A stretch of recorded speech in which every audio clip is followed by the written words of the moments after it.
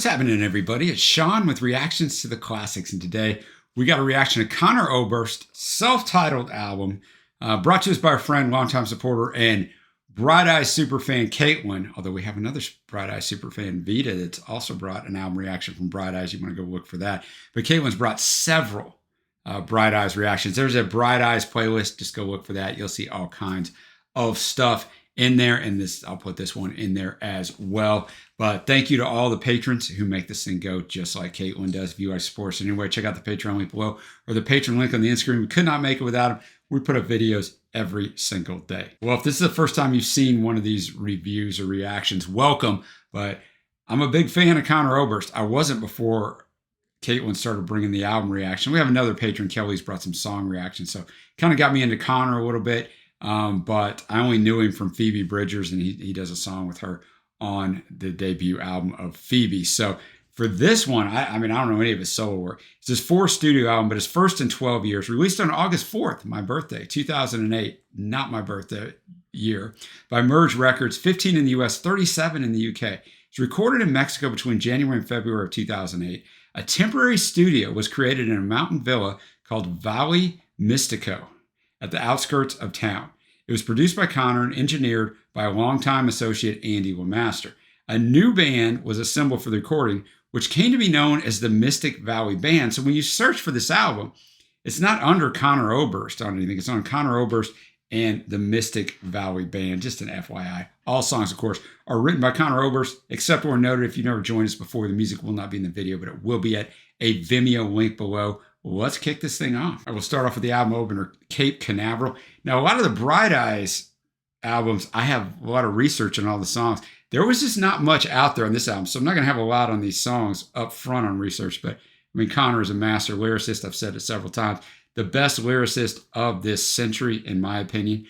So, I mean, we'll be able to delve out what's going on here, I think. So we'll kick this one off. I'll have those lyrics up as always. Thanks again, Caitlin. All right, Cape Canaveral.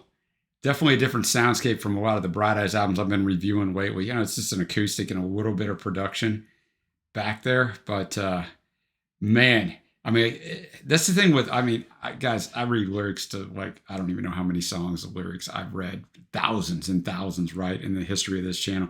So, like, I see the way songwriters write. Like, Conor doesn't waste a line. Like, there's nothing thrown in there that's just, which is fine when there's no repetition, like not like total repetitions. You'll see it's amazing everything he packs into this song. It's a 4-minute song.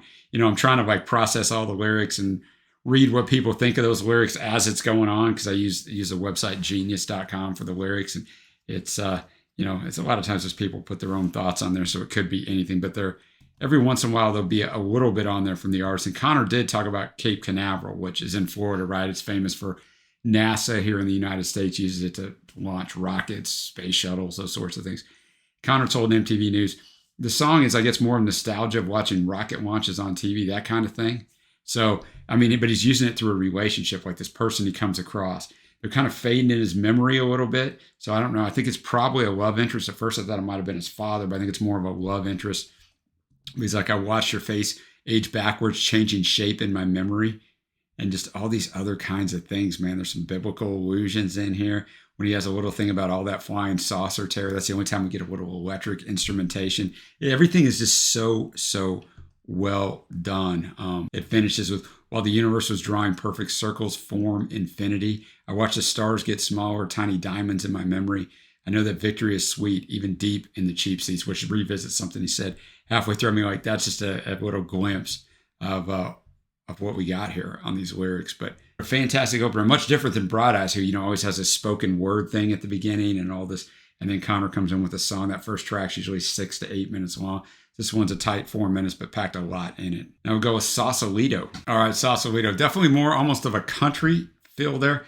And you've got a bunch of different musicians on this album, including Nate Walcott, who's in Bright Eyes. Nate's not on this song. He's going to be on the next, almost the rest of the album here. But you've got Jason Basil on drums. He was a drummer for Rilo Kiley. So the drumming is kind of the star here.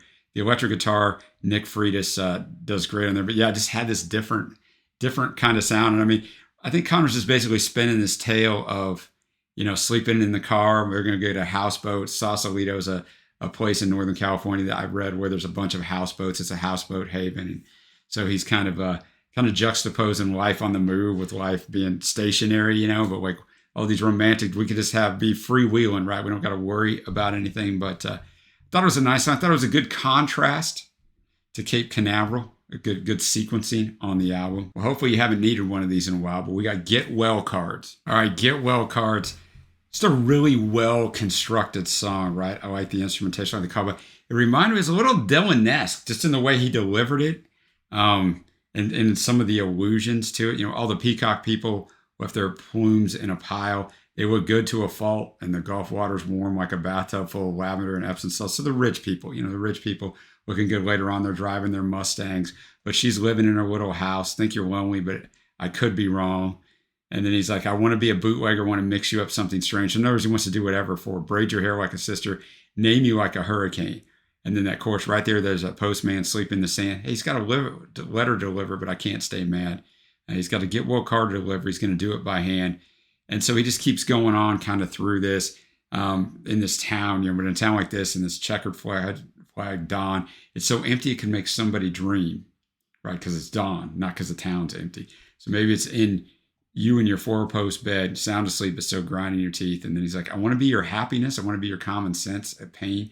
Wrap your head in a picket fence, rebuild after the hurricane. So he wants to help her, right? He wants to comfort her. So it's not a literal hurricane I take in this. But anyway, like it's a really well done song. Now we get to Lenders in the Temple, which has some biblical allusions. I am a Christian, so I will draw some allusions out of this one. Lenders in the Temple, was that coins dropping thing? I mean, it's taken from Matthew 21, that part where Jesus goes in and overthrows the tables and stuff because there's not supposed to be, you know, defiling his father's house with the money changers in there. So, I mean, there's so much good stuff in here, but I thought he sounded great. The acoustic work on this and the acoustic guitar was absolutely fantastic. And just different thing, like, of course, too, the starving children, they ain't got no mother. There's pink flamingos living in the mall, right? I mean, and I haven't seen flamingos in a mall in years, but I was a little kid. There used to be sometimes at this one mall we went to, and I'm like, you don't think about, like, somebody just took those poor flamingos out of their habitat and put them there because they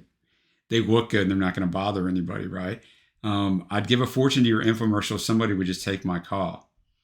And then you kind of get into that in the next verse because he's talking about sorrow all across the surface rolls, soothing out the edges of the stone. The lights are out. Where'd everybody go alone? So now Conor realizes he's all by himself. And that's kind of, he's telling this girl that he's sorry that it's his own fault that he fell for her, right? Because the very last verse has a little bit in here about Atlantis, right? This crystal city is going to fall apart when all their power turns into vapor. It's the legend of Atlantis.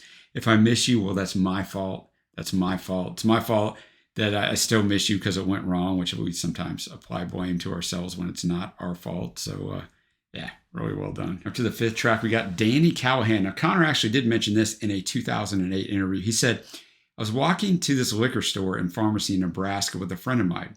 Suddenly, she was like, oh my God, look at that old man sitting in that car. Look at how small he is. Of course, when we got closer, we realized it was actually a little boy. It turned out he was waiting in line with his mom to get medicine, and we were there to buy vodka or something. My friend started crying, and we just went home. It was just one of those life experiences that begs to be written about. It's partly about Danny, but it's also about whether or not you can transmit your experience of love to another person and whether that message remains intact when it arrives.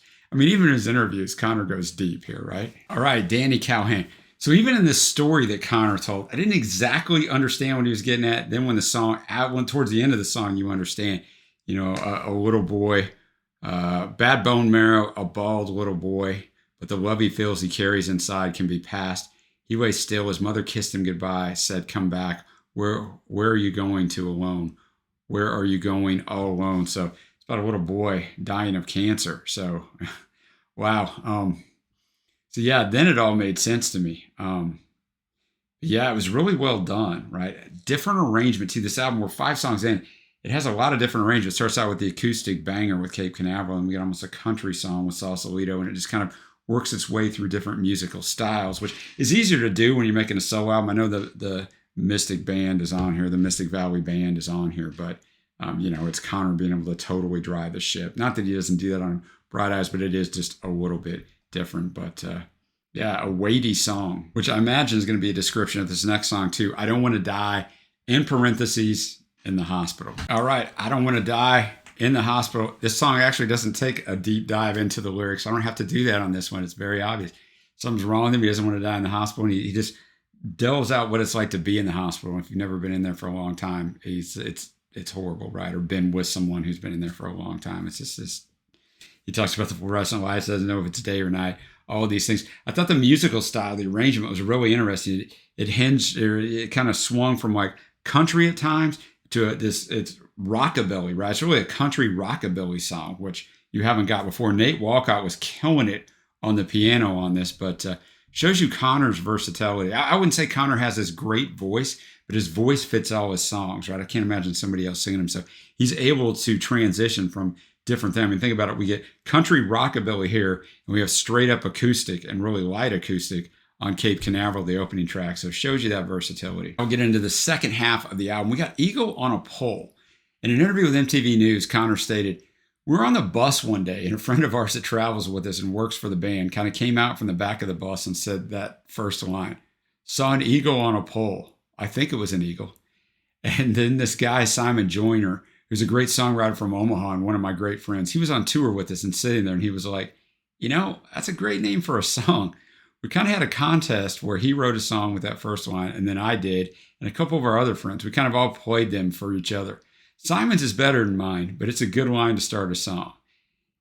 He also told the independent newspaper, Conor did, that the song is, quote, about infidelity and acceptance of the way things are. Jason Basil, who's the drummer, his version is on the album released by the Mystic Valley band Outer South. So there's another version of the song by Jason. So let's check it out. Eagle on a Pole. So an interesting one that Conor just wrote pretty quickly. It sounds like with that story. But, in verse 1, I followed the fence line thin back where the yard begins. My woman, she stood crying like a man. Said, "Where have you been? Where have you been? I thought you said all of that was done." And then we get that LCOOS Azul. The sky is blue. Just don't go telling everyone. And then he kind of goes into like, Conor's kind of losing his mind. I thought the kettle was a train, the whistle. Thought Monday was a door frame. I tried so hard to settle down. Heard the fire pop and snap like a tack piano rag. I never could get used to happy sounds. Yeah, I hope the world's exposed to cruel and elaborate hoax. It convinces me to walk without a cane. And then, of course, people, what can you do, child? What can you do? I always heard that what's done is done. And then he drops the sky is blue in there and just go telling everyone. The past don't ever quit. There's boxes in the attic, baby shoes, and taxidermy dreams. I thought it was a great one. The past don't ever quit, right? Because the past is constantly happening. The last song we did was the past. Like you can't stay in the moment because the moment is always past. It's really like high level songwriting when you really ponder it, but a different kind of arrangement there as well. So a lot of diversity on this album. Next up, we have NYC Gone Gone. I mean, it seems like he's leaving New York City, but things are not always as they appear with Mr. Oberst. All right, it was about what I thought. I didn't even pay any attention, guys. Sean's got to pay attention here. It's only a minute, 11 seconds. We've got another song coming up in a couple. It's only 49 seconds. I will pay attention to it. But there was quite a bit of lyrics there, right? But he's leaving New York City.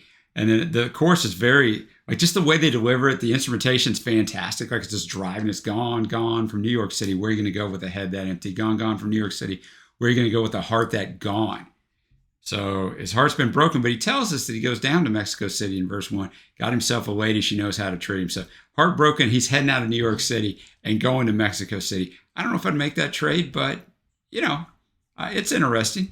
Next up, we have Moab. High praise, 31 on Rolling Stone's list of the 100 best songs of 2008. Once again, another tremendously written song. Moab, I see here, is a town in eastern Utah. It is close to Arches and Canyonlands National Park. So the idea behind this song is things are going bad, but he's saying, like, just get out of the situation, right? There's nothing that the road cannot heal. Washed under the blacktop, gone beneath my wheels. There's nothing that the road can't heal. So if I just get out of my situation, get in my car, leave my situation, it'll be healed. Now, sometimes that's true. But if the problem lies within yourself or you're a part of the problem, you can't run from your problems. Now, if your problems is something like your job or, abusive, significant other, whatever, you can remove yourself. So it's not always true, but usually you can't run from your problems. And that's what Conor's saying, just in a much more high level way. And one of these parts They say the sun won't burn forever, but that's a science too exact. I can prove it. Watch. We're crossing the state line. See those headlights coming towards us? That's someone going back to a town that they said they'd never, they swore it on their life that they'd never go back. You get people, I'm leaving my hometown, never coming back. But pre-chorus too, but you can't break out of a circle that you never knew you were in. And then it gets into that chorus again. I mean, this song is so well written. The arrangement pretty good, had some tinges of country in there, but Conor makes it work. They're going to Valley Mystico, in parentheses, Ruben song. That's Ruben Mendez Hernandez. It's just an instrumental. It's just 49 seconds. And it's a conch, but I see you pronounce it conch. It's just a seashell horn or a shell trumpet. So, I mean, I don't have any great breakdown on this, guys. I just didn't know what the heck it was. So I thought you might not either. You're probably smarter than me, and you probably do. But now go to Sold Out, S-O-U-L-E-D, not S-O-L-D. Sold Out. Conor's ex-wife is on there, Karina, doing a little bit of vocals on there, but Nick Fried is on the electric guitar. He's not on every song on this song. You could really tell he was on there. It absolutely popped. But the song is basically kind of a shot at the United States, just how kind of you're promised, using like the promised land in there, and then, fingers crossed in the promised land, but you won't be getting in. And then the call and response, the band, by now, no, you won't be getting in. All sold out in heaven. Remember the S-O-U-L-E-D, because I mean, it's a long story. I'm not going to get it all, but I live in the United States. We sell a bunch of false promises, and we always have, to people to come here, and then we try to lock them out of the country, and we use them for cheap labor and all this horrible stuff. But, this is supposed to be the land of opportunity. And I mean, it still can be.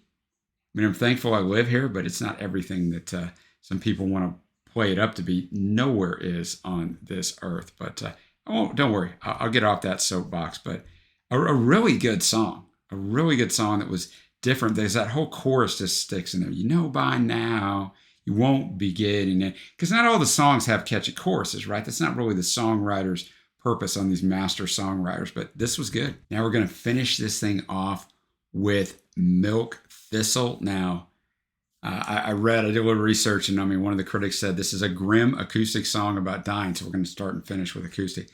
Conor never mentions alcohol explicitly, but milk thistle is a purported hangover cure, is often employed holistically to treat liver disease, or if you're a doctor, like if you go to someone who's into natural healing, they will give you milk thistle. I've taken it before on a liver cleanse, right? So it doesn't seem unreasonable to read Milk Thistle as a song about suicide via whiskey. But we'll have to see if that's really true. But let's end this thing on a somber note. Wow, Milk Thistle. What a powerful song, man. Freaking powerful song. He's dying, and I mean, he just kind of delves that out. I'm not scared of nothing. I'll go pound for pound. I keep death on my mind like a heavy crown. If I go to heaven, I'll be bored as hell, like a little baby at the bottom of a well. So the pain and agony, and the different things that Conor's gone through his life, he's basically telling you he's comfortable in that. That's where he feels at home. Probably that's where his creativity's sparked. And then verse 2, Fairchild, how are you, man? Did you fix that storefront? Did you start that band? In other words, did you do anything with your life? Don't be scared of nothing. You go pound for pound.